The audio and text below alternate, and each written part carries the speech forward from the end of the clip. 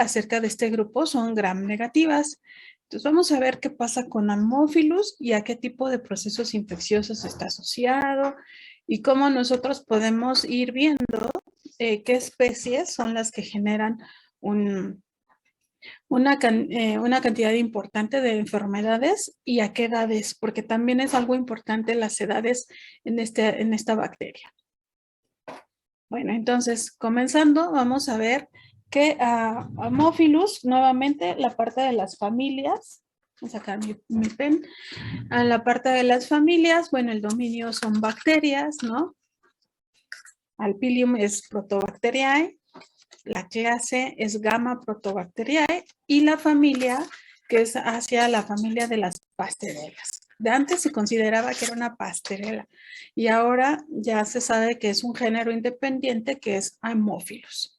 Entonces, dentro de este género independiente que es Haemophilus, tenemos diferentes especies. Las más importantes en humanos es Haemophilus influenza, Haemophilus ducreyi y Haemophilus parainfluenza. Esas tres especies son las más importantes debido a que se asocian a infecciones en humanos, es decir, nosotros como su foco, ¿no? Entonces, y mucho se debe al tipo de mucosa que se presenta en vías respiratorias y en tracto genital, porque son dos especies diferentes que actúan en dos vías. Haemophilus son cocobacilos gram negativos pleomórficos. Ustedes pueden ver en este gram que tenemos aquí que se ven como bacilos. Sin embargo, hay zonas, déjenme cambiar el color de la pluma. Hay zonas como las que ustedes ven aquí, que les estoy señalando en azul, donde, vean, pareciera ser como bacilos muy, muy cortos y en algunas zonas se ven como cocobacilos. Por eso es que son pleomórficos, los podemos ver como un bacilo como tal, aquí como el que está aquí, un bacilo bastante bien definido. Aquí, obviamente, aquí se están dividiendo, tenemos una fisión binaria, pero en realidad podemos tenerlo así. Ese es un gran muy, muy, muy bonito, digámoslo así, porque lo vemos. Y ya cuando lo vemos en un paciente que tiene este crecimiento de esta bacteria o que está infectado, cuando lo vemos en el gram parecen pequeñas rayitas rojas, ¿no? Son muy delgaditos, son muy pequeños. Aquí es por el aumento de cómo tenemos la imagen. Entonces, en 1995 fue cuando por primera vez se secuencia tenemos una secuencia genética de esta bacteria. Entonces, fíjense, del 95 al 2022, ¿cuántos años son? 27. 27 años, ¿no? Todavía ustedes no nacían cuando apenas esta bacteria la empezaron a conocer. Por eso es que poblaciones antes del 95, y yo les diría que hasta antes del 97, no tienen una vacunación para Haemophilus, ¿no? Porque no se había dado esta secuenciación. Por lo tanto, además no se tenía un aislamiento propio, por lo tanto no había una vacuna que pudiera ayudar. Bueno, el cambio epidemiológico se vio después de la vacunación y sí, porque hay grandes lugares, ¿no? de investigación y asociados a cuestiones de moleculares y de síntesis y de productoras de vacuna. Entre ellas hay centros muy buenos que están en Cuba y que hacen toda esta parte de producción de vacunas. Ellos fueron los primeros que generaron una vacuna para Haemophilus. Y después, bueno, ya Estados Unidos y otros laboratorios empezaron a sintetizar esta vacuna. Entonces, ya que se tuvo esta vacuna, se vio que disminuyó totalmente la población que podía haberse infectado con este Haemophilus. O si estaba en contacto con este Haemophilus, en realidad pues ya tenía anticuerpos y por lo tanto podía inhibir el crecimiento y detonar este proceso infeccioso. Algo súper importante en este tipo de bacteria es que tienen una cápsula. Y esta cápsula hace que se diferencien en A, B, C, D y F, ¿no? O sea, está bien difícil aprendernos cuáles son. Con que nos sepamos 6 y las primeras letras del abecedario, sabemos que así se tiene esta diferenciación de cápsula. Esta es una tinción donde ustedes también pueden ver la cápsula.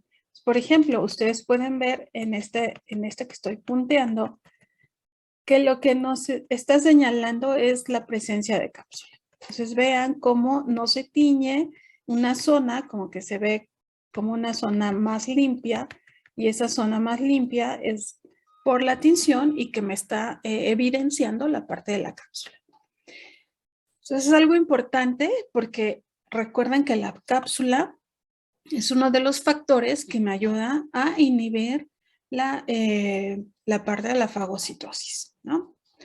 Entonces, si me ayuda a inhibir parte de la fagocitosis, ese es uno de los primeros mecanismos. Otro de los mecanismos importantes es la adherencia a células epiteliales. Y para eso tiene fimbrias, pilis y además tiene adhesinas. Aquí tiene 3 factores que ayudan a la adherencia. De ahí que es muy importante que se tiene un proceso de colonización, sobre todo en pacientes pequeñitos o adultos mayores que ya tienen una deficiencia inmunológica y que va a ayudar a que estos factores ayuden a la colonización, ¿no? Hay otra proteína que se llama proteína OPA, que también ayuda a la colonización, ¿no? Se asocia a esta parte de colonización. Tenemos otros factores como el IgA, que inactiva inmunoglobulinas A1 de las mucosas. Las IgA son anticuerpos, sí, son anticuerpos que se localizan principalmente en mucosas respiratorias y también a nivel de ojos, a nivel lagrimal. Pero se ha visto que estas IgA no son, digamos, tan específicas como lo son las IgG. Entonces, generan una respuesta inmune, sí, nos ayudan a inhibir, a neutralizar algunos antígenos, sí, también. Sin embargo, no se tiene un proceso tan rápido o acelerado como el que daría una IgG, ¿no? También tiene un lipopolisacárido que adicional a la parte de cápsula, en conjunto, pues vamos a tener un proceso de inhibición de fagocitosis. Entonces vean que tienen factores muy interesantes. Uno, que siempre deberá adherirse, y 2, que deberá inhibir la fagocitosis para poder migrar a otros sitios, ¿no? Bueno, algunos hemófilos se consideran como de microbiota. Aquí le voy a cambiar porque ya el término adecuado es microbiota. Ya no es flora normal. Y va dirigido hacia las mucosas del aparato respiratorio, ¿no? Entonces, hay algunos que tienen una Haemophilus influenza como un microorganismo de microbiota, sí. Entonces, por ejemplo, si les hacen algún exudado nasofaríngeo, pues lo pueden encontrar, pero si a esa persona no le está generando ningún proceso infeccioso, entonces puede considerarse que sea o un microorganismo no patógeno o que está ahí latente hasta que disminuya la respuesta inmune del paciente y entonces ahora sí se vuelva un oportunista. Entonces, tenemos Haemophilus influenza, les decía, Ducrey, y también Aegyptus, que también lo podemos encontrar. Haemophilus influenza, del cual siempre nos vamos a referir, y que a veces, ahora cuando fue el proceso de influenza, pero por el virus, a veces cuando decían, es que tiene influenza, entonces muchos decían, ¿es influenza viral o es influenza por Haemophilus? No, o sea, el proceso infeccioso que da Haemophilus influenza no es una infección que se llame influenza, sino es un proceso infeccioso respiratorio, ¿no? Entonces, siempre que se refieran a un proceso de influenza es viral. Entonces, la especie principal que decimos es la Haemophilus influenza y tiene estas seis 6 antígenos capsulares, ¿no?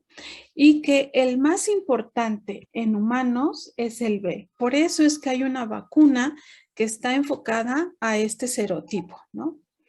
Entonces, todas las vacunas que ustedes ya seguramente les pusieron después de que ya empezaron a tener como, yo creo que como unos 3 años, algunos se los pusieron más pequeñitos, les ponían esta vacuna, ¿no? Entonces, inicialmente, pues era una vacuna que solo se conseguía a nivel privado y que sí era muy cara. Entonces, poca población empezaba a utilizar esta vacuna. Cuando esta vacuna, pues ya la meten dentro del programa de vacunación, de la cartilla de vacunación, pues entonces el sector salud pues tiene que forzosamente poner esta vacuna y digamos que ya disminuyó un poco el costo de esta vacuna. Sin embargo, todavía en privado las pueden poner y el costo pues no es tan, digamos, no es, algunas veces no es tan accesible. Entonces, ¿para qué tenemos esa vacunación de serotipo B? Bueno, porque está asociado a procesos de meningitis y de neumonía. Y en niños pequeños, eso es algo importante. Son poblaciones muy susceptibles a una colonización bacteriana y entonces Haemophilus influenza se aprovecha de esto y genera neumonía primero, es decir, primero va a vías respiratorias bajas, o se puede quedar en nasofaringe y de ahí migrará a la romperla o atravesar la barrera hematoencefálica y llegar a generar meningitis. Entonces, digamos que es una de las poblaciones más importantes con hemófilos.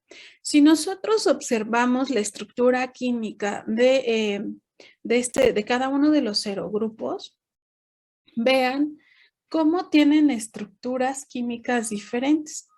Por ejemplo, el C y el E son muy parecidas, solamente que los radicales los tienen localizados en otra zona, ¿no? Por ejemplo, el A y el B también tienen una estructura diferente. La parte quizás de radicales es muy similar. El D, vean, tiene la base del C y el F tiene la base del E. Entonces, digamos que son estructuras que si nosotros antigénicamente lo viéramos, son totalmente diferentes porque generan un tipo de anticuerpo diferente, ¿no? Entonces, debido a esto, cuando vieron la mayor recurrencia de procesos infecciosos asociados a niños y en adultos mayores, entonces vieron que la mayor recurrencia se estaba dando en el serotipo B.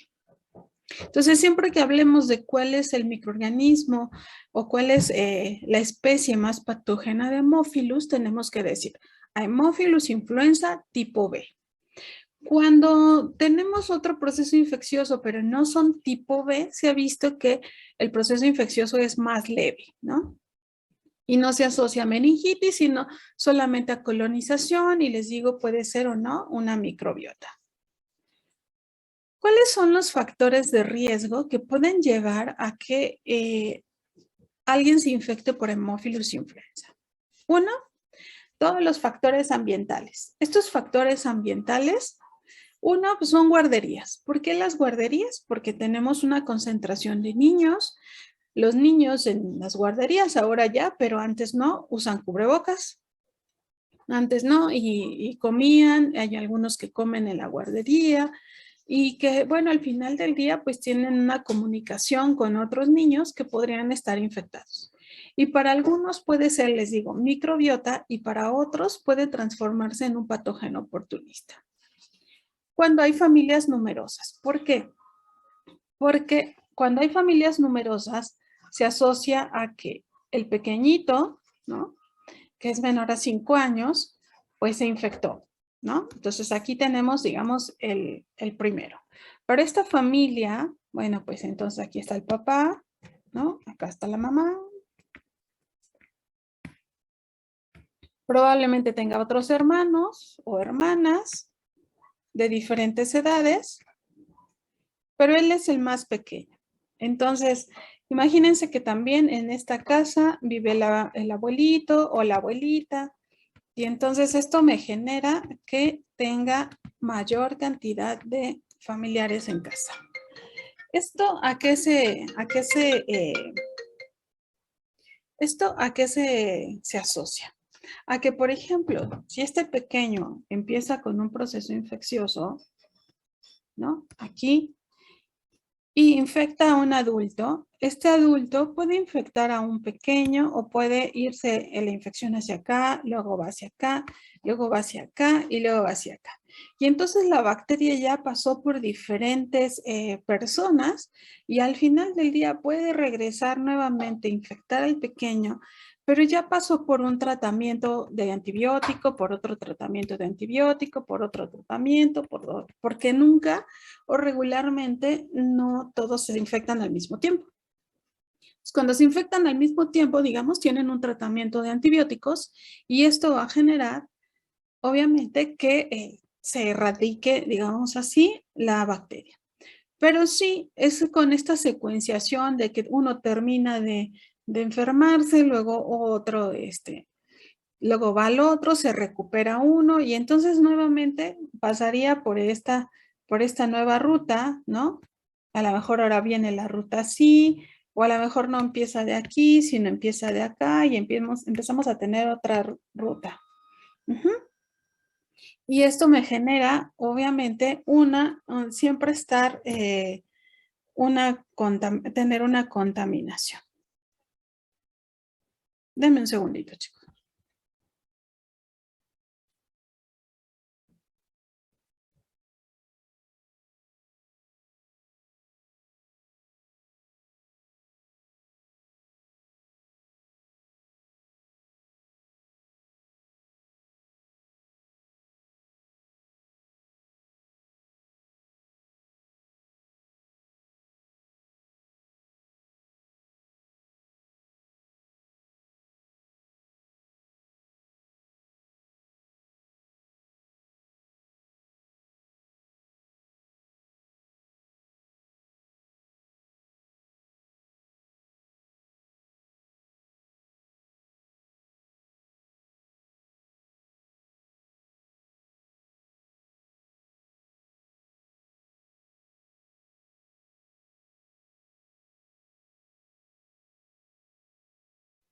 Ya regresé. Entonces, esto hace que familias numerosas tengan este tipo de proceso infeccioso, ¿no?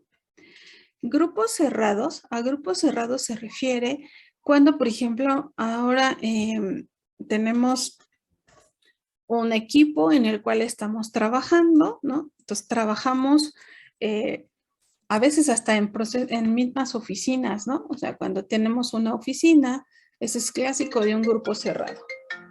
Ay. Eso es clásico de un grupo cerrado. Entonces podemos tener el que se sienta aquí, ¿no? El que se sienta acá, porque con eso de que ya son oficinas muy asociadas a lo que son oficinas abiertas, entonces tenemos acá, tenemos uno en medio, entonces tenemos grupos cerrados, pero que al final del día no hay barreras, o sea, es decir, no hay paredes, no tenemos oficinas independientes, y esto hace que si uno se enferma, pues entonces sigue el otro, sigue el otro, sigue el otro. A eso se refiere con grupos cerrados, ¿no? Hermanos en edad escolar, o sea, yo puedo estar ya en la universidad, pero al final del día, si tengo un hermano que es más pequeño, o un primo, o un sobrino que es más pequeño, bueno, pues entonces también se tiene este riesgo, ¿no? Y se habla de un nivel socioeconómico bajo, ¿por qué? Porque se tiene menor probabilidad de tener, digamos, pues un proceso de limpieza, de, por ejemplo, de no usar el mismo pañuelo siempre, y son ese tipo de cosas que se relacionan con nivel socioeconómico bajo. Otra cosa es la parte de menor a 5 años. Déjenme, voy a cambiar para borrar todo lo que hice. Ya borré toda esa familia que estaba conviviendo, ¿verdad? Bueno, tenemos otro que es la parte de menores de 5 años, que les decía, esa es nuestra población tipo que va a tener un proceso infeccioso. Ausencia de alimentación materna. Bueno, pues si estamos hablando de alimentación materna, y que es muy conocido lo que se llama calostro, ¿no? El calostro no es más que una concentración grande de lípidos y de anticuerpos. Y estos anticuerpos son IgG, ¿sí? Entonces, sí tenemos una concentración de nutrimentos para el pequeño, sí, pero lo más importante es que la primera o las primeras, digamos, descargas de leche o cuando empiezan a lactar son las más importantes porque traen esta gran cantidad de anticuerpos para una diversidad importante de agentes, ¿no? De agentes infecciosos o de antígenos. Y eso hace que el pequeño tenga un contacto, digamos así, una protección a través de la lactancia. Cuando no sucede esto, entonces regularmente los pequeños cuando toman fórmula, pues no tienen la cantidad, sí, de nutrientes, pero no tienen la cantidad de anticuerpos que se pueden trasladar.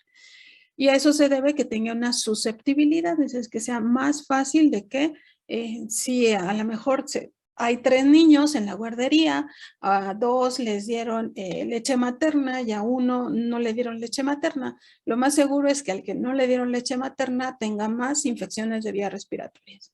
Y es por eso. Algunas deficiencias inmunológicas y oncológicas, sí, inmunológicas se refiere a que, por ejemplo, tengan, llamémoslo así, tengan una baja producción de linfocitos, ¿no? Que está asociada a muchas cuestiones oncológicas o a leucemias, o que además estén en un tratamiento oncológico que lo que hace es disminuir gran cantidad de células y como les dan inhibidores o les dan antiinflamatorios esteroideos, entonces disminuye también la población de células de defensa. Entonces, debido a esto, tenemos una susceptibilidad. Y a factores genéticos. Y esto se ve o es muy clásico que suceda cuando ustedes ven familias que se infectan con cierta frecuencia, ya sea de un proceso infeccioso de vías respiratorias o un proceso de tracto gastrointestinal, y eso se debe mucho a la cuestión genética, es decir, qué tanto ya traen una carga que les ayuda a ser o más fuertes o más débiles frente a un proceso infeccioso. Entonces, ustedes pueden ver que se conjuntan varias cosas para que este microorganismo genere un proceso infeccioso. De acuerdo a las especies, ¿cómo es que se generan estas enfermedades? Bueno, las que se conocen como Haemophilus influenza, ¿no? Tenemos enfermedades respiratorias altas. Entonces va sinusitis, fíjense, empieza por la nariz, ¿no? A nivel de senos paranasales, faringitis, epiglotitis, o sea, estamos en vías respiratorias altas, y otitis media, o sea, va hasta el oído. Entonces, aquí es importante que se tenga un buen tratamiento, porque si no, se pueden tener secuelas. Si la bacteria decide o la cantidad de esta bacteria es tan importante que puede migrar a otros lados, va a migrar a sangre y va a generar una bacteremia. Y después de sangre va a pasar a líquido cefalorraquídeo, ya sea por el sistema linfático o bien atravesando la barrera hematoencefálica y va a generar meningitis. De ahí la importancia de esta especie, ¿no? Y además asumémosle si es Haemophilus influenza tipo B, pues entonces aquí lo importante es evitar que un pequeñito se contamine o se infecte. Y si no se pudo evitar y ya se contaminó, ya se infectó, entonces tratar rápidamente el proceso infeccioso para después evitar que se tengan complicaciones asociadas a las enfermedades que se generaron. Haemophilus para influenza, en vías respiratorias altas, nuevamente se queda como en toda esta parte de aquí, y puede ser o no un microorganismo comensal. Entonces ahí va a estar latente y si disminuye la respuesta inmune de ese paciente, pues va a generar un proceso infeccioso en vías respiratorias altas. Haemophilus ducreyi. Bueno, Haemophilus ducreyi es está asociado a infecciones de tracto genital y se conoce como chancro blando o chancroide. Esto es algo muy importante porque dentro de las definiciones, cuando hablamos de una u otra bacteria, cuando decimos, es la bacteria que se encuentra asociada a el chancroide. Entonces, en chancroide, ¿cuál será? Haemophilus, Neisseria, ¿cuál? Siempre será Haemophilus ducreyi asociado a chancroide, ¿sí? Es por transmisión sexual, no hay otra vía de transmisión. Es más frecuente en hombres, es decir, es más evidente en ellos porque hay una sintomatología que ahorita vamos a ver, que en mujeres. En mujeres es asintomático, no se observa ni secreción, sino a veces se ve así cuando hacen la observación los médicos a nivel vaginal, pues se ve alguna lesión por ahí, ¿no? Y es una lesión limitada. Sí duele, pero es limitada. Eso es lo que se puede ver cuando ya hay un proceso infeccioso, digamos, de tiempo, ¿no? Aegyptus, que casi no lo tenemos en México, está asociado a conjuntivitis purulenta, a la parte de infección infantil sistémica y tiene una alta mortalidad. Este Aegyptus, por el nombre que tiene, ya simplemente sabemos que está asociado a países del Medio Oriente, ¿no? Entonces, pues cuando tenemos algún proceso de convivencia muy cercana, ahorita no se ha dado por la pandemia, pero cuando se tengan este tipo de reuniones, eventos donde gente de diferentes países visita a otros, ahí es donde se generan estos como brotes, ¿no? Y la parte de parasuis, que está asociada a infecciones de cerdos. Entonces, esa no nos interesa revisarla porque no está asociada a infecciones de humanos. ¿Cómo podemos diferenciar las especies? Las bacterias, los Haemophilus, requieren dos factores para poder crecer. Algunas solo requieren uno, algunas requieren los dos forzosamente y vamos a ver qué es el factor 10 y el factor 5, ¿no? El factor 10 es el factor hemina y el factor 5 es el factor NAT, ¿sí?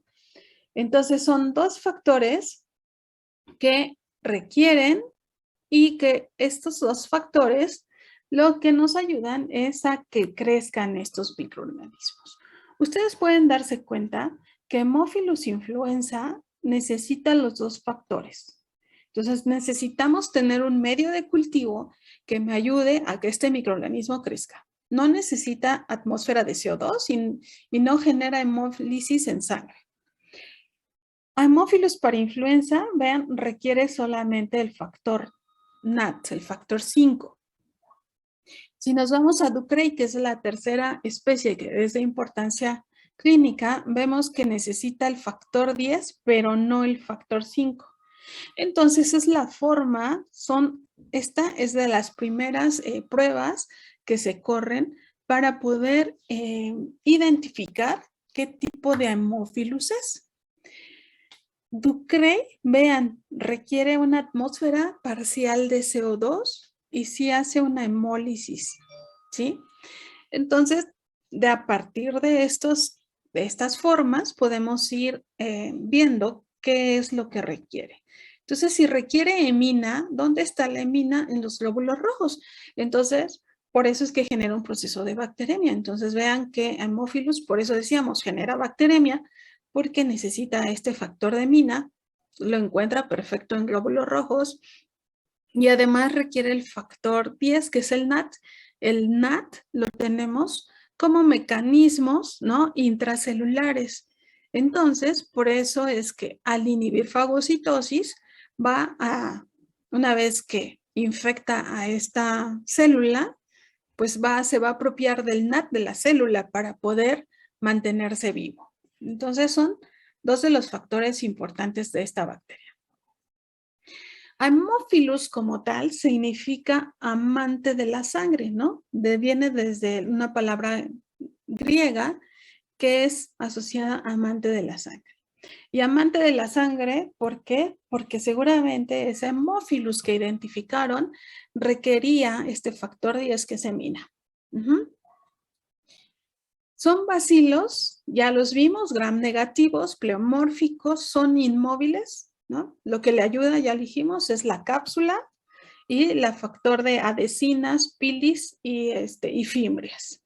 Son muy pequeñitos, algunos requieren, como vimos en la tabla anterior, factor 10 y factor 5, algunos no requieren los dos, y son anaerobias facultativas. Estas crecen, sí, crecen, no tan rápido como algunas otras bacterias, se tardan un poco más en crecer, a veces se tardan en crecer 48, 72 horas, y a las 24 vemos apenas como hay puntitos de colonias. Entonces, estas bacterias se dividen cada 4 horas aproximadamente.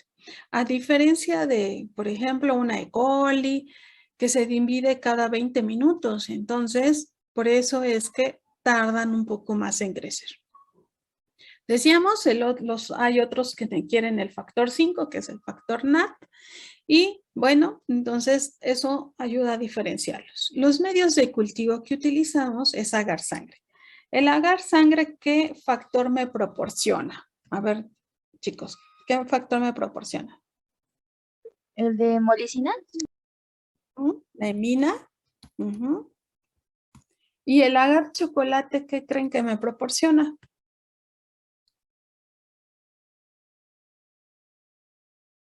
¿Qué es el agar chocolate? El NAC. ¿Y qué más? Y la hemina, ¿no? ¿Por qué? ¿Cómo hacemos un agar sangre? Vamos a retomar para que, ¿por qué nos da uno y nos da otro? Cuando hacemos un agar sangre, tenemos, ay, qué feo matraz hice. Vamos a borrarlo porque está muy feo ese matraz. Bueno, entonces tenemos un matraz, ya me salió un poco mejor, más o menos. Y lo que tenemos es una base, por ejemplo, una base de agar sangre o una base de agar chocolate. Nosotros ya después de que lo metimos al autoclave, ya que lo sacamos estéril, lo que hacemos es adicionarle sangre de caballo o de conejo, en este caso. Pero ¿cuándo adicionamos el agar sangre? Cuando ya casi vemos que está a punto de gelificar, se adiciona el agar sangre, porque es una temperatura en la cual mis eritrocitos no se van a alisar. Entonces voy a tener una suspensión perfecta de eritrocitos en un agar y eso me va a llevar a tener una placa roja perfectamente bonita de agar sangre. Pero ¿cómo hacemos un agar chocolate? Un agar chocolate, una vez que sacamos el agar, esperamos que enfríe un poco, pero todavía la temperatura es alta. Por lo tanto, cuando yo adiciono la sangre, lo que va a suceder es que se van a alisar estos eritrocitos, se lisan y va a salir tanto el NAT y vamos a tener también libre la hemina. Entonces tenemos los dos componentes libres. Por eso es que el agar chocolate es uno de los agares que me ayuda a saber si el microorganismo requiere factor 5 y factor 10. Y si crece en agar chocolate, pero no crece en agar sangre, entonces miren, crece en agar sangre, pero no crece, crece en agar chocolate, pero no crece en agar sangre. Lo que me dice es que es un microorganismo que requiere dos factores. ¿Por qué? El factor que requiere es el NAT y la hemina pues ya la tiene ahí libre, entonces requiere dos factores. ¿Por qué no creció en agar sangre? Si crece en agar sangre y crece en agar chocolate, ¿qué me está diciendo ese? ¿Qué me dice? ¿Qué comportamiento tiene la bacteria? Solo requiere un factor. Solo requiere un factor. ¿Qué factor? Hemina. Hemina, ¿no? Entonces aquí el predominante es hemina, entonces eso es lo que me dice. Así es como nosotros podemos ver desde el crecimiento de una cepa que no les demos a ustedes, saber si es una bacteria que requiere los dos factores o requiere un factor. Regularmente nosotros el Haemophilus que les damos es una Haemophilus que crece o que requiere los dos factores. Entonces ahí es cuando Ustedes en el laboratorio hacen diferentes pruebas para ir saber qué hemófilus es, qué especie es y qué factores tiene. Entonces, sí, Vane. Ay, perdón. Entonces, cuando sí crece en agar chocolate, quiere decir que ocupa los dos. Si crees en agar chocolate, pero no tienes la referencia de agar sangre, ahí no sabes si necesita los dos o necesita solo uno. Pero si tienes la referencia en el agar sangre y el agar chocolate que crece, requiere mina. Pero si no crece en sangre y crece en chocolate, entonces requiere los dos. Ok, sí, profesora, gracias. Entonces siempre el sangre será un referenciador para que lo pueda comparar. Bueno, las tres estructuras que hablamos es el lipopolisacárido capsular, que ya vimos que en Haemophilus influenza son 6 serotipos. El lipopolisacárido que tiene una endotoxina y la proteasa de IgA, es decir, rompe todos los IgAs y por lo tanto evade respuesta inmunológica. Entonces, los de estos más importantes son el capsular y la endotoxina.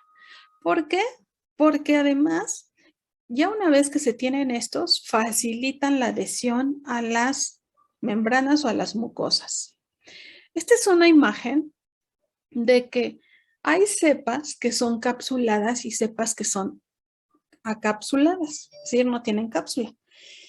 Las que generan un proceso infeccioso deben de ser capsuladas. Por eso hablamos de Haemophilus influenza tipo B, porque estamos diciendo que es un Haemophilus capsulado. Vamos a ver cuáles son los procesos infecciosos en diferentes referencias que nos hablan de la asociación de infecciones. Vean, tenemos que meningitis el 64%. Entonces, si tenemos una cepa capsulada, el 64% de estas cepas no tiene. Neumonías. Neumonías, ¿sí? Aquí es una M.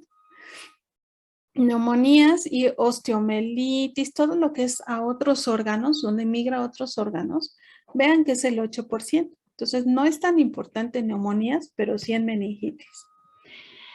En artritis, se aloja en algunas articulaciones. Epiglotitis, inflamación de la epiglotis. Y bacteremias.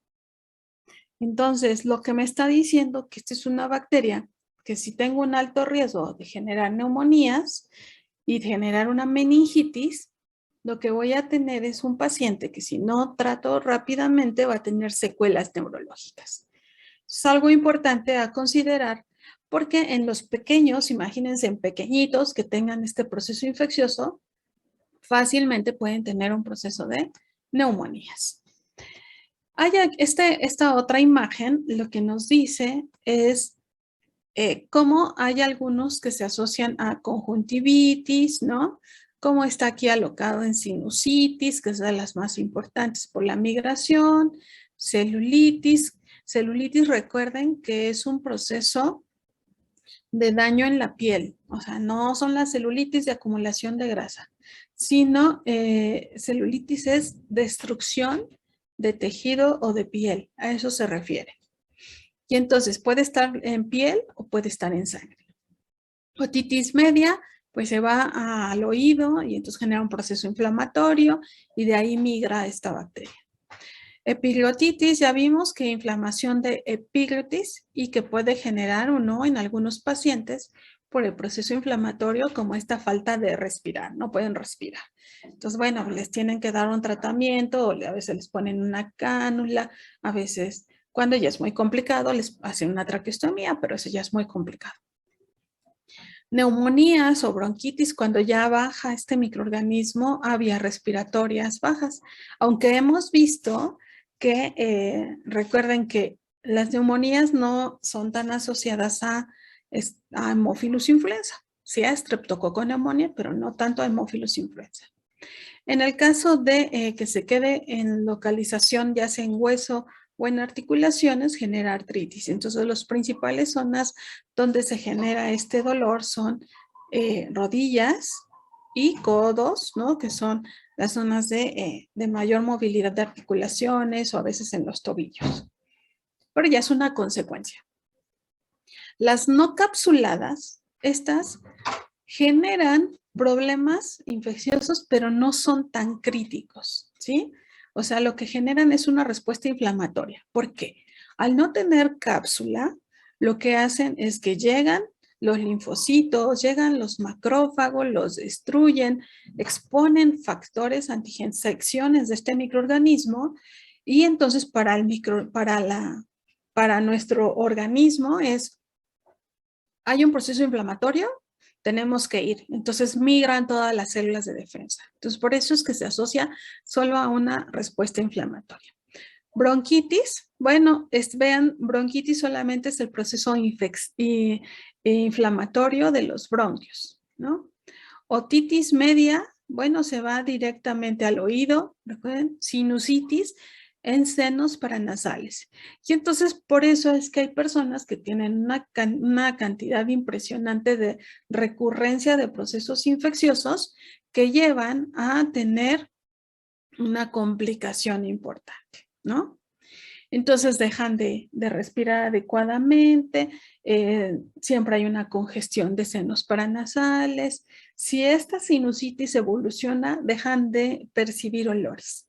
Entonces por eso es que por unas de las complicaciones que se vieron con COVID, por ejemplo, en pacientes que sufrían de sinusitis recurrentes, ya habían perdido el olfato. Y entonces, si era un síntoma de COVID, pues entonces no lo identificaban estos tipos de pacientes y a lo mejor llegaban con unas complicaciones más crónicas debido a que ya tenían un proceso de sinusitis instalado. Y algunos otros que no solamente es la bacteria, recuerden también cuestiones ambientales, genera un proceso de neumonía y entonces, bueno, ya se va a la parte baja o alta de los bronquios, ¿no? Este es un artículo que se publicó en el 92, es un poco viejito, pero lo que nos dice este artículo o nos habla este artículo de cómo está asociada, ¿no? La parte de las cepas capsuladas y no capsuladas y otro tipo de cepas, ¿no? Entonces nos dice que las capsuladas, como vimos, meningitis, epiglotitis, neumonía, artritis supurativa, pericarditis, ¿no? Principalmente en niños y generando un proceso de bacterémico. Entonces, este es un artículo viejito que seguramente los más nuevos también nos dirán que las cepas capsuladas son de las más importantes. ¿Qué hace este microorganismo? Como vimos, va e infecta las vías respiratorias. Se convierte en otitis, va a sinusitis, bronquitis y luego neumonía. Entonces así va avanzando la enfermedad. Si se acuerdan de Streptococcus pneumoniae, que también empezaba vías respiratorias bajas, luego iba a oído, luego generaba sinusitis y luego se iba a generar, si iba hacia abajo eran neumonías, pero si iba hacia arriba era meningitis. Digamos que es casi el mismo recorrido que da el Streptococcus pneumoniae. Haemophilus influenza capsulado, tenemos que está asociado a epiglotitis y a meningitis. Entonces recuerden, esa es la diferencia entre un capsulado y no. Y bueno, el lípido A o el lipopolisacárido A genera un proceso inflamatorio a nivel de meninges. Entonces, esa es otra de las cosas importantes. Esta imagen me gusta ponérselas no porque solamente tenga dibujos bonitos, sino porque me dice el paso a paso de lo que sucede con este microorganismo, ¿no? Entonces, déjenme, voy a bajarlo un poquito. Entonces, empieza con gotitas, ¿no? Y entonces es cuando alguien empieza, el proceso infeccioso por Haemophilus se da por aerosoles, por pequeñas gotitas. Entonces es clásico que los niños pues estornudan, ahora ya se cubren o tienen cubrebocas y se voltean y lo hacen en su brazo, pero los más pequeñitos, los menores a 5 años, difícilmente si están jugando y llegan y corren y están frente a otro, difícilmente se van a voltear porque estornudan y, ¿no? Todavía los pequeñitos así es como tienen un proceso de contaminación. Entonces, por estos aerosoles es que entra Hemófilus, va a vías respiratorias y puede ir al árbol bronquial, ¿no? Para generar neumonía. En el árbol bronquial se va a ir hasta la parte alveolar y en la parte alveolar se va a generar un proceso inflamatorio y las células que producen moco van a generar más moco porque lo que quieren es sacar a ese antígeno. Pero como hay un proceso inflamatorio, llegan células de defensa, entonces aquí se arma toda una congestión de secreción purulenta. Y todo eso porque es una respuesta inflamatoria. Entonces, siempre que hay inflamación, hay moco, formación de moco, aunque a través de los vasos sanguíneos lleguen células de defensa. Cuando se va al oído, se genera un proceso inflamatorio, aquí está el tímpano, todo alrededor. No crean que es un proceso inflamatorio con secreción purulenta en el oído, no.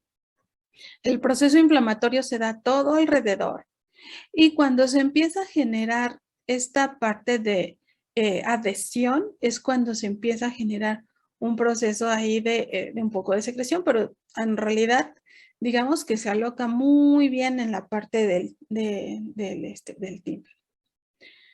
En la parte de epiglotitis, bueno, si tuviéramos abierto y viéramos la parte de la faringe, entonces ven todo el proceso inflamatorio.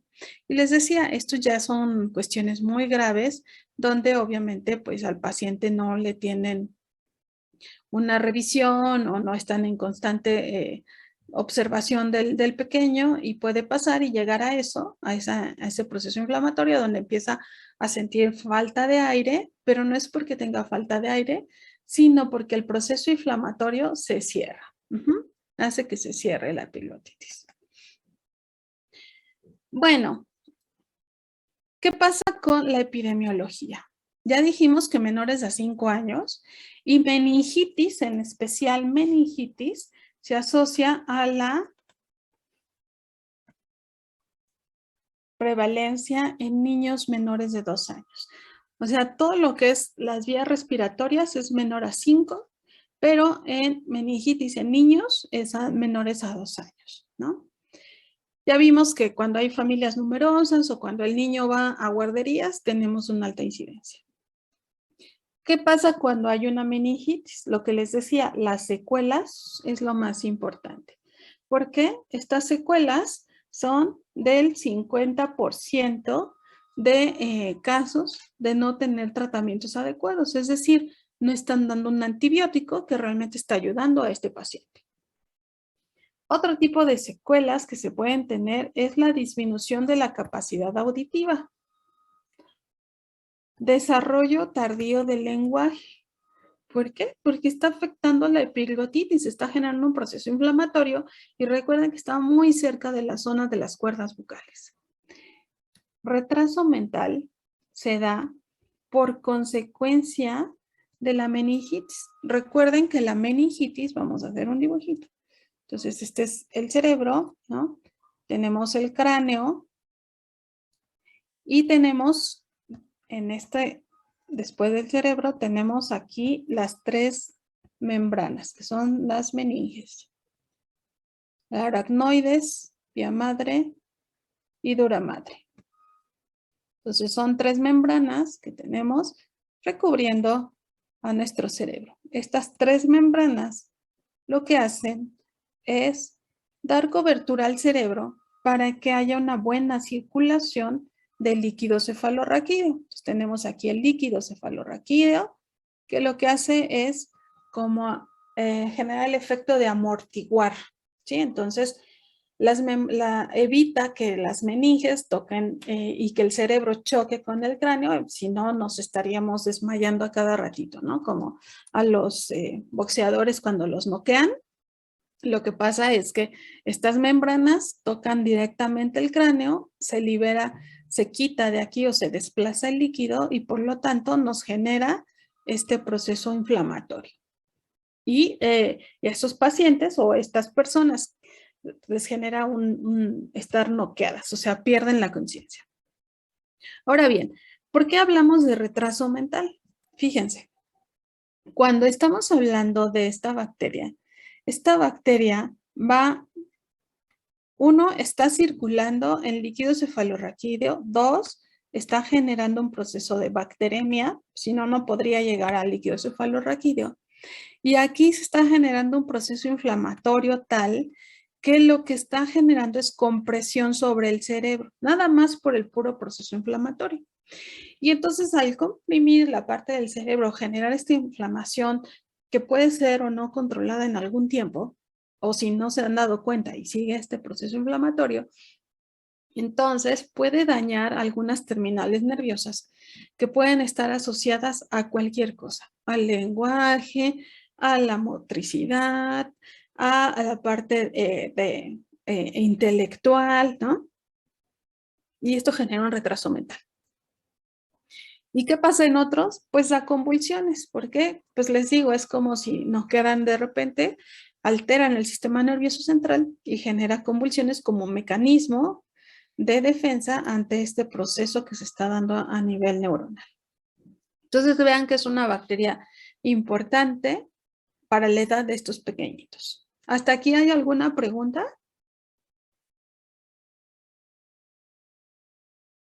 No, No, profesora. profesora. ¿No? Si hablamos de epiglotitis, aquí ya los niños ya no son tan pequeñitos, ya son de 2 a 4 años, no son como en el otro, como en la parte de meningitis, ¿no? Aquí se puede tener esta incidencia, los niños ya a estas edades ya se tienen un proceso de comunicación mejor, y aquí lo que va a pasar con este bebé es que me va a tener fiebre o este niño dificultad de respirar, en el abdomen se ve cómo se genera un proceso de contracción y como si se les sumiera el abdomen porque están generando un esfuerzo importante para poder meter mayor cantidad de oxígeno, porque ya vimos que hay una secreción purulenta importante ahí y entonces hay una obstrucción de vías aéreas. Y entonces ahí lo tienen que llevar forzosamente al hospital para que rápidamente dejen abiertas estas vías respiratorias y no se muera por un proceso de falta de aire o entrada de oxígeno, ¿no? Básicamente. Celulitis, esta es mucho más vista en bebés, y aquí se les enrojecen las mejillas, ¿no? Se les empiezan a poner así como puntitos muy, muy rojos y a veces se les ve como morado, ¿no? Y a algunos otros se les ve alrededor de la boca, por eso son zonas periorales. Este es el ejemplo, vean, este es una imagen de epiglotitis, vean el proceso inflamatorio, es todo esto rojo, y en esta zona de aquí, que tiene como una secreción o se ve blanco, ahí vean, ahí está el hemófilos, ¿no?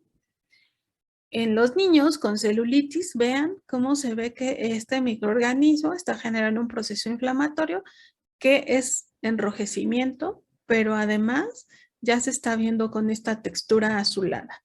¿Por qué? Pues porque ya está invadiendo toda esta parte de vía oral a partir probablemente de sinusitis o a partir de faringitis. O sea, está migrando este microorganismo, ¿sí? Entonces, bueno, estos son pequeñitos. Artritis, ya vimos, se van a articulaciones. Pacientes inmunocomprometidos que se hayan infectado, como pacientes trasplantados o pacientes que tengan leucemias y estén en tratamientos de quimioterapias, pueden ser pacientes que puedan tener este proceso infeccioso. Hay otros que les generan conjuntivitis y se le llama fiebre purpúrica brasileña porque se vio principalmente en poblaciones de Brasil. Y esto es a Egiptus, ¿no? Entonces, si les gusta ir allá a Río de Janeiro o algo así, pues nada más aguas cuando haya focos gripales, porque esta especie de Egiptus les puede generar conjuntivitis, sobre todo a los pequeños. Algo que se puede tener es, si evoluciona, hay una fiebre, fiebres de mayor de 38 grados, van a estar como en 40 grados, va a dar vómito, dolor abdominal y todo esto es un mecanismo de defensa que se genera por pues para expulsar este antígeno, ¿no? Hay petequias, esos puntitos rojos o son como vasos sanguíneos que se van rompiendo, entonces se ven como puntitos rojos en todo el cuerpo. Se genera un proceso que se llama púrpura, es decir, cuando ya todo el cuerpo tiene estos puntitos, puede generar choque, es decir, shock.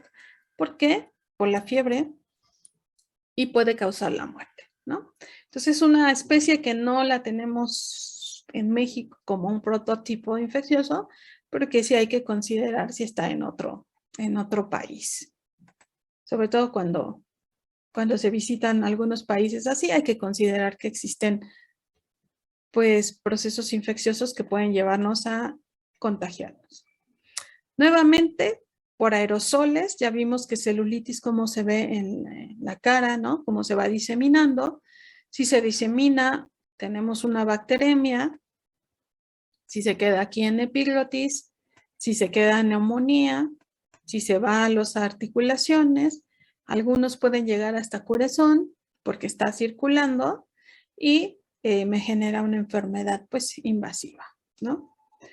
Algo importante en niños y qué pasa con los adultos. Fíjense que en el caso de los adultos es diferente. En el caso de los niños ya vimos que pasa por estos procesos infecciosos esta bacteria y todo por los factores que tiene de patogenicidad. En los adultos, imagínense que este es un pequeñito, ¿no? De menos de 5 años y este es un adulto. Eso sucede mucho con papás e hijos o cuando cuidan a pequeñitos, ¿no? Las maestras o los que cuidan a los bebés en las guarderías. Si están en contacto estos dos y el pequeño tiene un proceso infeccioso, va a expulsar por aerosoles y eso ocurre mucho cuando los papás, oye, ¿qué pasó? Y no sé qué, y los abrazan y el niño estornuda en la cara del otro, ¿no? Y bueno, pues es algo que sucede. Ya vimos que en este si evoluciona tiene cuadros clínicos. En este paciente adulto, si está vacunado, tenemos una protección, ahí va a haber un proceso inflamatorio, pero digamos no va a evolucionar.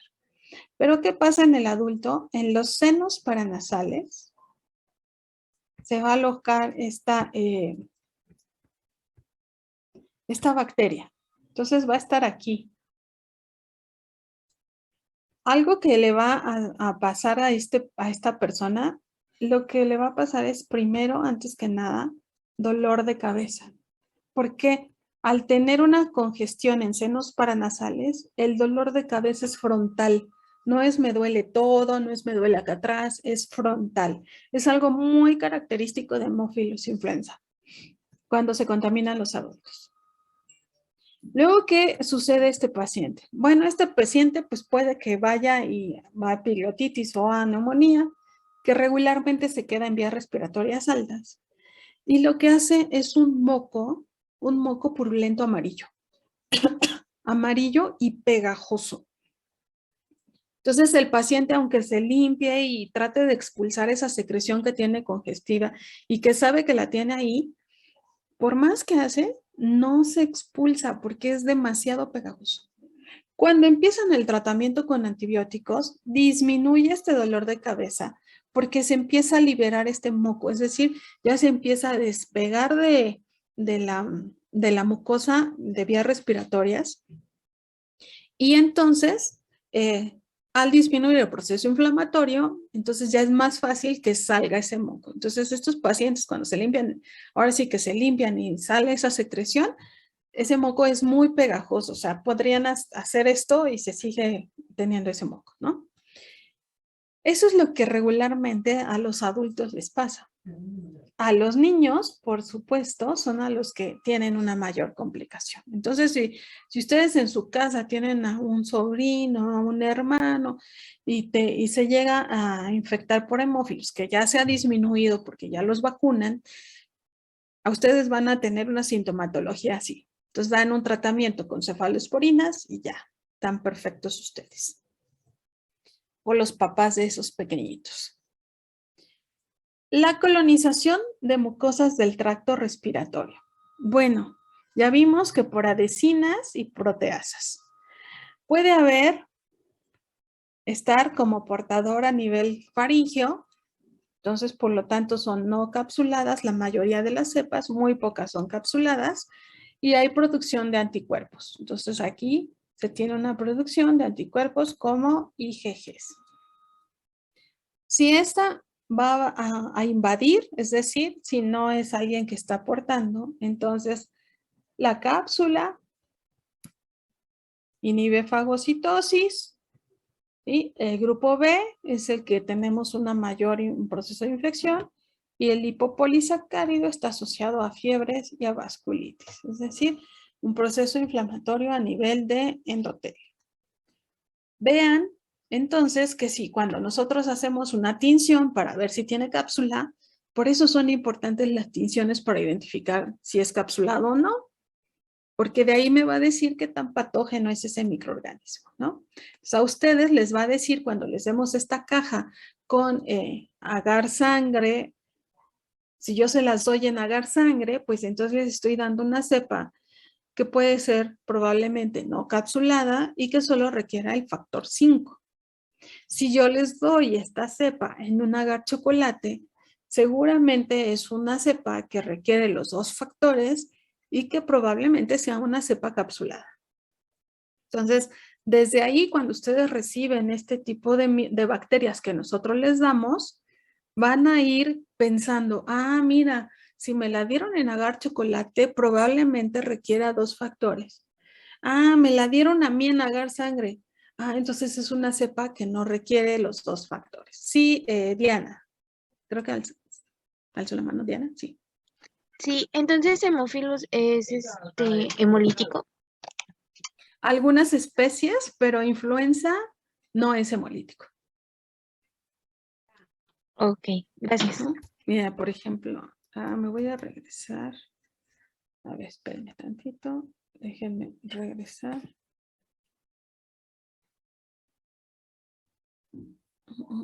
Aquí.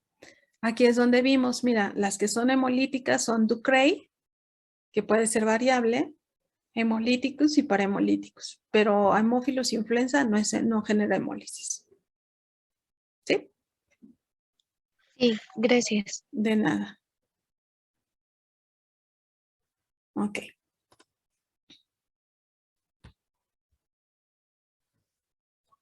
Bueno, entonces, vamos a donde nos quedamos. Aquí. ¿Cómo se hace un diagnóstico o cómo se identifica el médico que un paciente tiene a este Haemophilus? Bueno, si tiene meningitis, toman una muestra del líquido cefalorraquídeo, lo observan, hacen un gram, y si observan bacilos gram negativos, seguramente es un Haemophilus. Hay unas pruebas que ya en la diagnóstica se hacen súper rápido para saber si es o no este microorganismo, ¿no? Eso ya se ve en la diagnóstica. Si tiene epiglotitis, artritis, celulitis o neumonías, se toma una muestra de sangre, se cultiva la sangre y se busca recuperar a este microorganismo. La gran mayoría se hace una microscopía, es decir, un gram a partir de los líquidos. Otro, ya vimos, se siembra en agar chocolate y agar sangre, y esto me va a ayudar a saber si tenemos o no factores. Aquí hay algo importante. ¿Cuándo utilizo una cepa de Staphylococcus aureus? Bueno, entonces, miren, si yo tengo un agar chocolate, déjenme ponérselos de otro color porque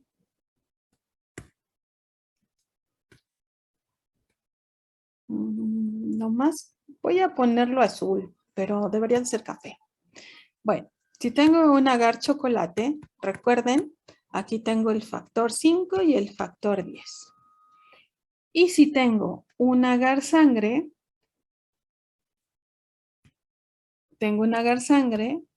tengo el factor, ¿cuál factor?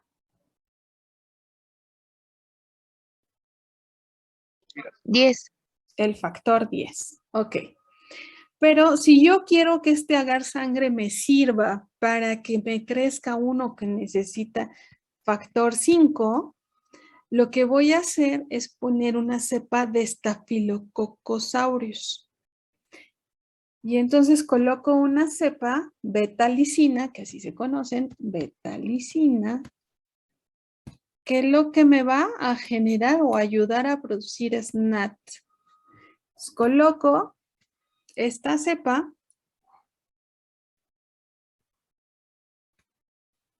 acá, siembro, lo que yo hago, vamos a ponerlo de otro color. Yo siembro esta, así, y coloco una raya de una cepa de Staphylococcus beta-lisina que me va a dar la producción de NAT. ¿Qué va a suceder con ese agar? Si el microorganismo requiere factor 5 y factor 10, va a crecer ¿a dónde? Alrededor de donde está la estría de ¿quién? De Staph. Porque en esta zona me está dando el NAT y porque el medio de cultivo me está dando el factor 10. Y aquí el NAT, que es el factor 5, me lo está dando la estría de estafilococos. ¿Sí?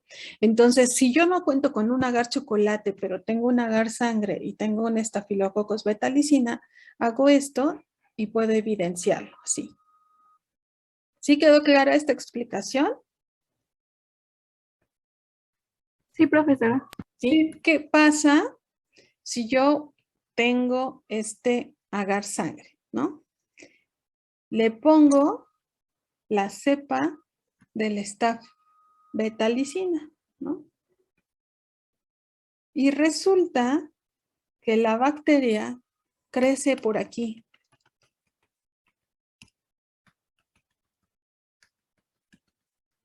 ¿Qué me está diciendo eso? Que no requiere factor X, Que no requiere el factor V, 5. Ujú. Entonces, esta no requiere el 5, pero sí requiere el 10, que es la hemina. Entonces, por eso me va a crecer en agar sangre. Y si le pongo el NAT o no, le da lo mismo, porque él nada más necesita la hemina. ¿Sí? Entonces, regularmente esas son pruebas que puedo yo ir haciendo. ¿Qué hacemos en el laboratorio? Se las damos en un agar sangre y les damos un beta-lisina para que ustedes comprueben ese crecimiento. Ese crecimiento alrededor se le llama satelitismo. O comprueben el crecimiento en agar chocolate, ¿no? Entonces, esta es una tinción de una Haemophilus. Esto puede ser de un líquido cefalorraquídeo, pleural, ¿no? De sangre no, porque veríamos aquí glóbulos rojos. Vean por qué decimos que son cocobacilos, porque en esta zona de aquí, vean, parecen cocos, ¿no? Aquí son bacilos, aquí como que pareciera que forman cadenas, pero cuando los vemos a detalle son bacilitos, ahí bacilos unidos, o aquí, miren, parecieran que son cocos en cadenas, pero son pequeños cocobacilos. Entonces, digamos que por eso hablamos de que es un microorganismo pleomórfico. Cultivo, ya vimos, agar chocolate, agar sangre con factores, y hay un agar que se llama agar Polivitec, que tiene, que puede hacer crecer y tiene, le podemos poner una atmósfera de CO2 parcial y va a crecer de 24 a 48 horas. Entonces, ¿qué tiene ese Polivitex? Pues tiene el factor 5 y el factor 10. Y eso para eso me va a servir, para crecer.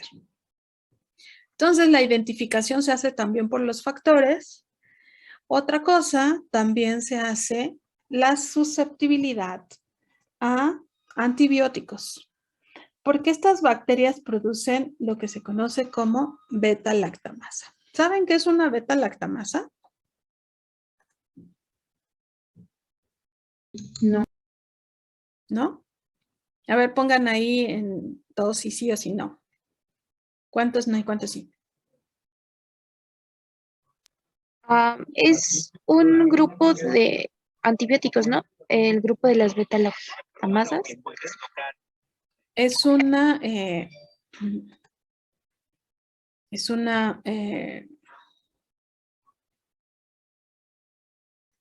Es que se me cerró mi presentación.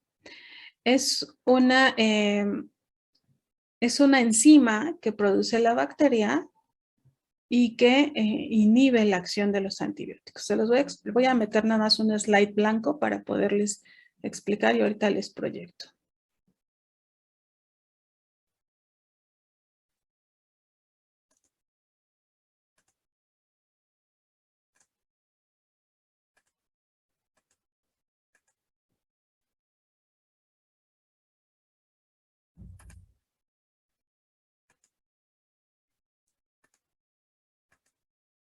Bueno, les voy a explicar cómo es el mecanismo. Una bacteria tiene dentro de sus estructuras bacterianas unas proteínas que se conocen como PBPs, que son en realidad proteínas fijadoras de penicilina. Así se llama porque tienen receptores para estos antibióticos. ¿Qué hacen las PBPs? Las PBPs tienen funciones de formar estructuras para mantener la pared de la celular de la bacteria.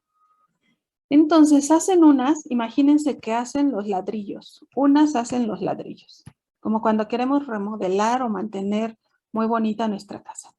Entonces unas de estas proteínas hacen los ladrillos, otras hacen el cemento y otras hacen, cuando ponemos el sello, el cemento y hacemos el aplanado, así imagínense que tienen esas tres funciones. Entonces, van a mantener la pared celular estructurada perfectamente. ¿Por qué? Porque la bacteria sabemos que tiene un porcentaje de vida. Pero esta bacteria también se mantiene vigente, ¿no? Si no, empezaría a pasar como una pasita. Entonces, estas PBPs tienen esa función para mantener así a mi bacteria. ¿Qué se hizo o por qué estas bacterias empezaron a generar procesos de resistencia? Bueno, pues resulta que imagínense que esta bacteria, que ya la puse ahí de rojo, muy bonita, esta bacteria, dicen es una bacteria infecciosa, es una Haemophilus, y entonces damos un antibiótico. Sabemos que esta bacteria tiene pared celular. Si no, no se tiñiría de Gram, ¿verdad? Entonces, ¿qué hacemos o qué dicen? El antibiótico que vamos a usar va a ser para bloquear estas PBPs y eviten que se reestructure la pared celular. Ese es el funcionamiento real de un antibiótico que va a inhibir la síntesis de pared celular. Entonces, el antibiótico que yo voy a meter se va a localizar o se va a fijar a estas proteínas y al fijarse a estas proteínas impide que la bacteria remodele su pared celular. Pero ¿qué pasó con estas bacterias cuando evolucionaron? Estas bacterias cuando evolucionaron, dijo la bacteria, pues no me voy a dejar que siempre, ¿no? A todas mis cepas, pues entonces las maten.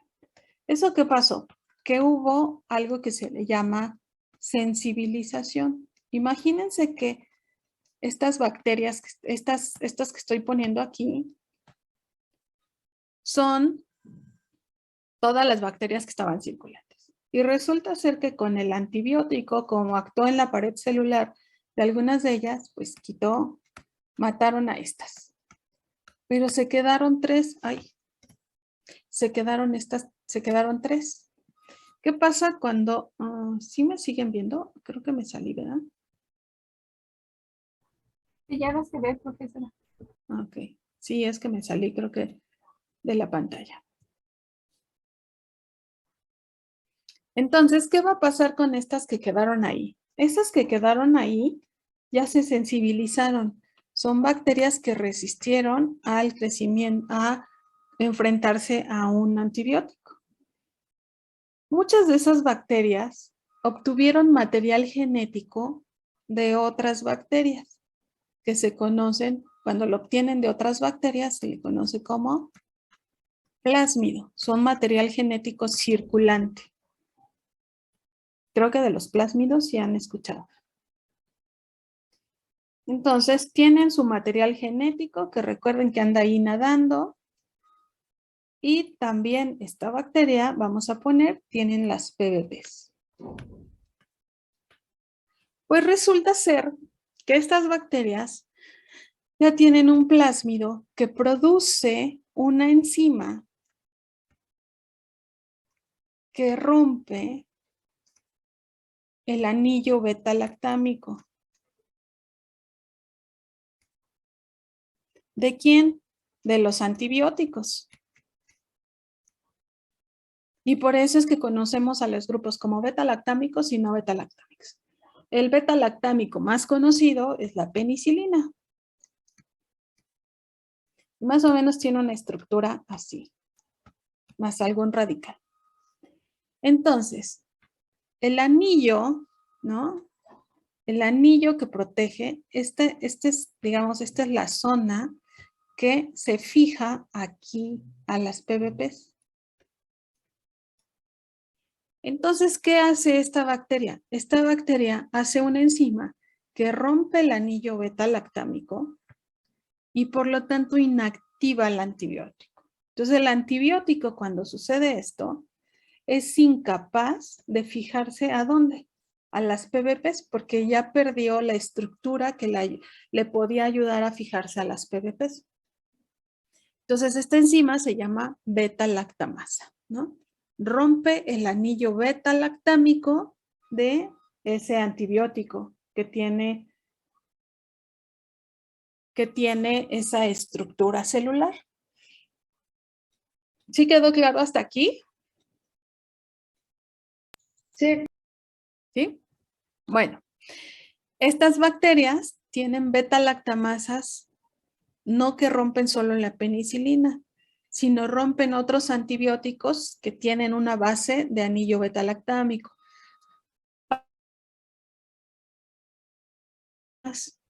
Otros pueden ser carbapenems. Entonces ya son como, ya producen estas enzimas. Estas beta-lactamasas, hay bacterias, y van a leer artículos después, cuando ya estén en más avanzados, donde dicen que estas beta-lactamasas siempre las produce la bacteria. Puede ser que esta bacteria siempre las esté produciendo. Y hay bacterias que solo a la presencia del antibiótico producen la beta-lactamasa. Entonces hay dos diferentes tipos de bacterias o diferentes bacterias que por diferentes mecanismos pueden producir beta-lactamasa. ¿Sí? Entonces por eso decimos acá que debe estudiarse si son susceptibles a diferentes antibióticos, porque pueden tener o no, que la gran mayoría tiene esta enzima, que es una beta-lactamasa. Y hay otras pruebas que se corren en látex, que lo que me ayuda es a identificar la cápsula. ¿Cómo son estas pruebas? Esta es la bacteria. La estoy poniendo como coco, pero recuerden que es como coco bacilo. Así es. Y recuerden que tiene una cápsula. Esta cápsula es la que queremos identificar. ¿Qué hacemos? En una partícula de látex, como los strepto, acuérdense, en una partícula de látex, lo que yo pongo son anticuerpos para Haemophilus influenza tipo B. Si esta bacteria es ese Haemophilus influenza con el antígeno capsular B o el serogrupo B, se va a fijar esta partícula de látex. Y como no solamente es esa bacteria, sino seguramente, pues ahí cuando hacemos la prueba, pues hay otra, puede haber otra. Entonces se van pegando poco a poco. Si es la misma, si es esta bacteria, se van pegando estas partículas de látex y lo que me va generando es una red e identificamos entonces por una aglutinación muy visible que hay Haemophilus influenza. Entonces así se hacen estas pruebas cuando se toman de líquido cefalorraquídeo. Si nosotros tenemos, esperemos tener un reactivo ahora que regresemos a hacer las pruebas, con partícula de látex haremos una experimental de látex para que vean qué tan evidente es cuando nosotros tenemos el antígeno y tenemos estas partículas para identificarlo. ¿Dudas hasta aquí? Maestra, nada más lo de la sensibilidad sería el antibiótico, ¿no? O sea, no estaba, el antibiótico va a ser sensible, ¿no? No, la bacteria es sensible al antibiótico. Pero entonces, ¿cómo activa la beta-lactamasa? La bacteria. La sensibilidad es, la bacteria es sensible a qué antibiótico. O sea, la beta-lactamasa, por ejemplo, en esta bacteria, ¿no? Esta bacteria produce esta beta-lactamasa. Entonces, si yo le pongo penicilina, la bacteria no es sensible al antibiótico. ¿Por qué? Porque rompe este anillo y entonces impide que se fije. Pero ¿qué tal si yo le pongo un antibiótico que a lo mejor tiene esta misma estructura, pero tiene radicales que empiezan a proteger este anillo beta-lactámico? Esta enzima, esta beta-lactamasa, como son muy grandes, son moléculas muy grandes las beta-lactamasas, la beta-lactamasa va a ser incapaz de llegar ¿a dónde? Al anillo beta-lactámico. Entonces, si es incapaz, este antibiótico va a ser capaz de fijarse a las PBPs y va a impedir la reestructura de la pared celular. Por lo tanto, la bacteria es sensible a este antibiótico. ¿Sí? O es susceptible, también lo puedes escuchar como susceptible, ¿no? Si es susceptible o sensible, significa esta S. Si no es susceptible a este antibiótico, es decir, puede inactivarlo, entonces es una bacteria resistente a ese antibiótico. ¿Sí? Entonces, profesora, ¿sería como una prueba como para descartar como con la optoquina o que pues solamente optoquina es sensible a streptoneumonía? ¿Sería lo mismo? Más que una prueba, es un antibiograma. En el caso de Streptococcus pneumoniae, el disco de optoquina te sirve para saber si es o no un Streptococcus pneumoniae, ¿no? ¿Sí? Ahí es una prueba como, digamos, una bioquímica secundaria, ¿no? Para eso me sirve. Pero en el caso de estas pruebas es cuando pones un antibiograma. Pones una caja donde inoculas con la bacteria para hacer un antibiograma. Recuérdense, eso sí lo deberían de ver en la micro, cómo se hacen los antibiogramas. Y entonces colocas un disco de antibiótico 1, otro disco de antibiótico 2, otro disco de antibiótico 3. ¿Sí? Si alrededor de esto,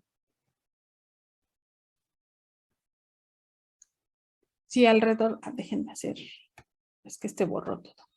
Si, por ejemplo, del crecimiento hace esto, crece en todos lados, pero no crece cerca del disco, lo que tú mides es el diámetro. Y de acuerdo a una tabla, hay una tabla de referencia donde te dice, si el halo de inhibición es mayor a 20, es sensible. Si el halo de inhibición es menor a 20, es moderadamente sensible. Si el halo de inhibición es menor a 10, es resistente. Entonces, esa es una tabla que tú consultas para saber si el diámetro que obtuviste te ayuda a saber si esa bacteria es sensible o es resistente a ese antibiótico. Entonces aquí es cuando haces un antibiograma. Aquí es cuando, por ejemplo, te hacen un cultivo. Vamos a poner que te hacen un cultivo del oído, ¿no? De un ótico.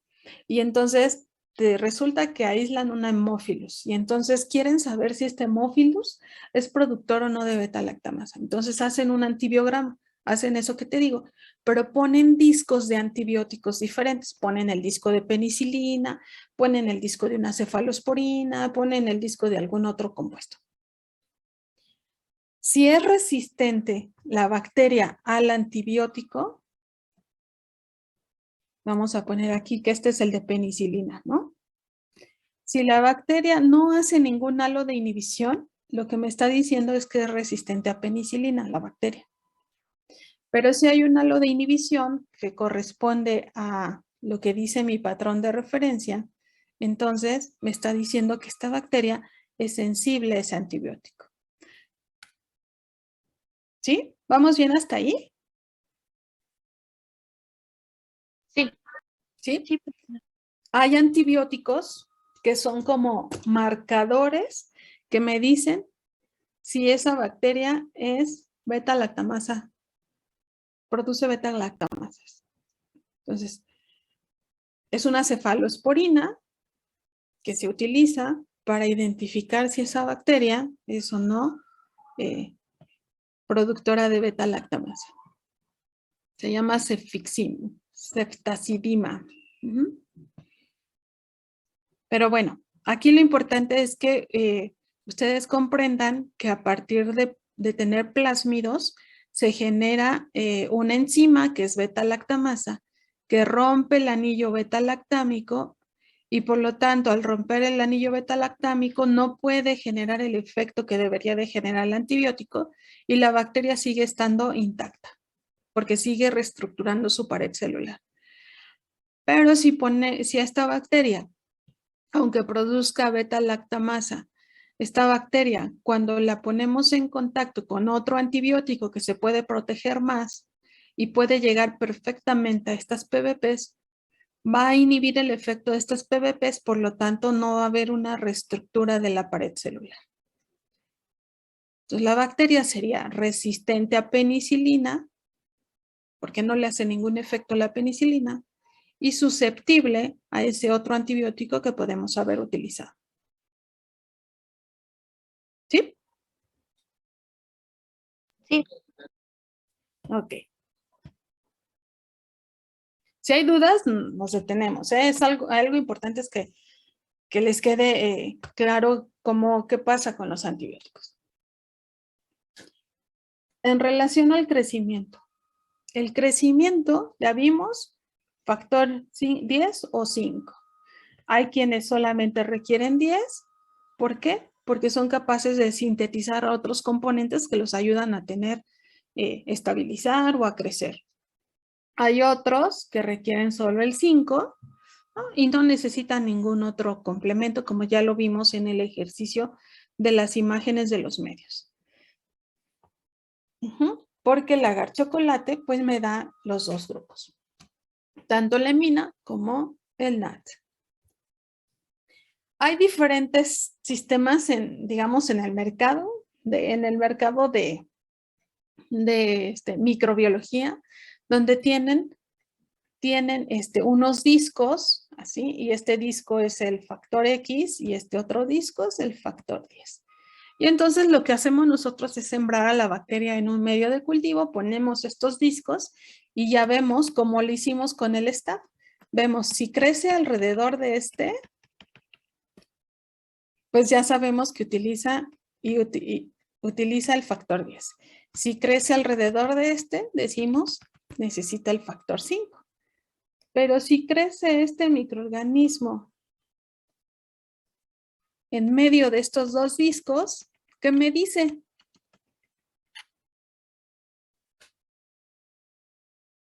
¿Qué me dice, ¿Que chicos? necesita ambos factores? Exactamente, necesita ambos factores. Entonces, estas son pruebas que se hacen ya sea con discos, hay algunas otras que son papelitos filtro que están impregnados de factor 10 o de factor 5 y me ayudan a saber este comportamiento de la bacteria. Este es un agar chocolate, donde tenemos, este es un Haemophilus. Me gustó esta imagen porque, la otra, porque tiene un crecimiento muy bien, o sea, se ve muy bien cómo crece el Haemophilus. Miren, son colonias con bordes redondeados, ¿sí? Son lisas, son planas estas colonias, y obviamente esta bacteria requerirá estos dos factores, ¿no? Si es que no crece en agar chocolate. Este es otro agar, este es el Isobitalet, que también decíamos, y vean, también crece con bordes redondeados, planas, lisas, y se ven así como brillantes porque se ha visto que algunas de estas bacterias que son capsuladas generan este brillo. No todas, por lo que hay que hacer serología, pero sí es importante que miren cómo se observa el crecimiento. Y este es un gram que, bueno, cuando lo amplío no se ve tan a detalle, pero cuando lo hago más pequeño se ve mejor. Vean cómo parecieran bacilos o dos puntitos de bacilos, pero en realidad son cocobacilos. Se ven gorditos ahí Este está muy bien alimentado, seguramente es uno de estos de agar sangre, porque cuando están a partir de un líquido son muy, muy delgadititos. El tratamiento de esta bacteria, cefalosporinas de primera generación, ¿sí? Estas cefalosporinas de primera generación, la más clásica se conoce como Ceclor. Ay, déjenme regresar.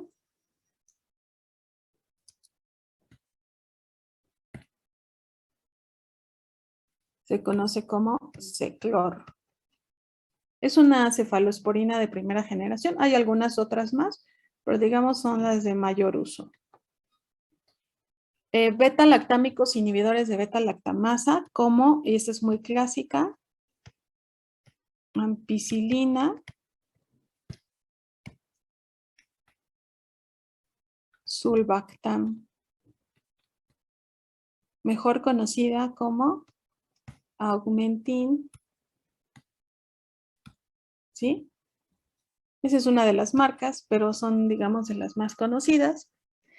Lo que hace fíjense, ampicilina y este es sulbactam. Es decir, ¿por qué se llama inhibidor de la beta-lactamasa? ¿Qué la rompe? No, fíjense lo que hace. Tiene un mecanismo muy bonito.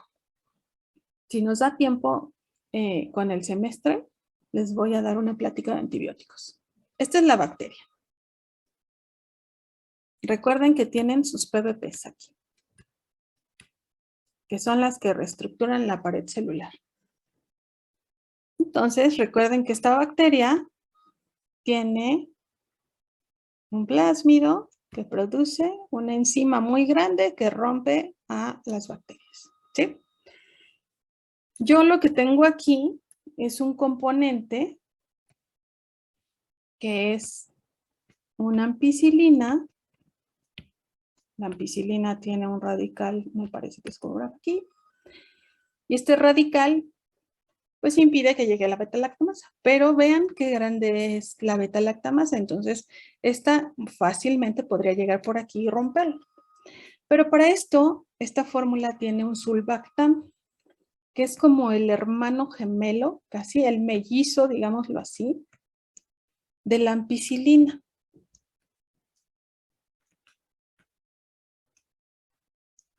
¿Sí? Es casi igual, ¿no? No es gemelo, sino es de los como cuates, ¿no? Como cuando nacen dos, pero cada uno tiene su bolsa. Estructuralmente es muy parecida a la ampicilina. ¿Qué va a hacer la beta-lactamasa? La beta-lactamasa va a ir ¿con quién? Pues puede ir con esta o con esta, pero el sulbactam va a engañar a la beta-lactamasa. Y entonces, la enzima va a llegar aquí y va a destruir este anillo. Pero resulta ser que este sulbactam no tiene ningún efecto de antibiótico. Es solamente una estructura que es muy parecida a la ampicilina. Pues no tiene efecto de antibiótico, va a inhibir a esta beta-lactamasa, es decir, la va a engañar. Y lo que va a pasar es que esta bacteria, este anillo beta-lactámico, esta ampicilina, va a ser capaz de ¿qué?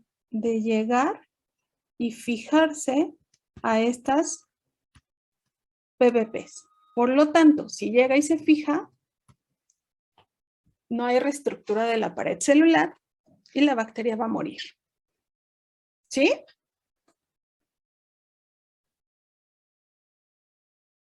¿Sí, chicos? O sea, ¿se administran juntos? Sí, es en una sola tableta. Ahí vienen las dos juntas. Ah, Ujú. Es como una tableta y ahí vienen los dos componentes. Igual se absorben, igual tienen un proceso de distribución. Todo es igualito. La diferencia es que uno no tiene efecto de antibiótico y el otro sí. El que no tiene efecto de antibiótico atrapa o inhibe o engaña a la beta-lactamasa y el que sí tiene efecto de antibiótico llega y se une a las PBPs e impide la síntesis de la pared celular. ¿Sí? Es algo así como en el fútbol americano, ¿no? Cuando hacen jugadas que les llaman jugadas reversibles, que son de engañan. Entonces se supone que el quarterback le pasa el balón, va a tirar, ¿no? Porque va a lanzar el pase, pero resulta ser que no, que voltea y se lo da a otro. Entonces hace ese engaño, ¿no? Eso mismo hace el inhibidor de la beta-lactamasa. Engaña a la beta-lactamasa, entonces todos se van con ese que creen que tiene el balón, pero no, ¿qué tal que el que tiene el balón ya hasta llegó a la zona de anotación, ¿no? Algo así es, digamos, en términos de no tan estructurales, es algo así lo que hacen los inhibidores de beta-lactamasa. ¿Sí? ¿Quedó claro, chicos? Sí, profesora. Ok. ¿Cómo se previene o se controla este tipo de microorganismos para que no infecten a los niños o adultos que pueden ser susceptibles? Bueno, la inmunización se da por un antígeno capsular, es decir, la vacuna en realidad son fragmentos de antígenos de la cápsula. ¿Para qué? Para que el cuerpo genere anticuerpos.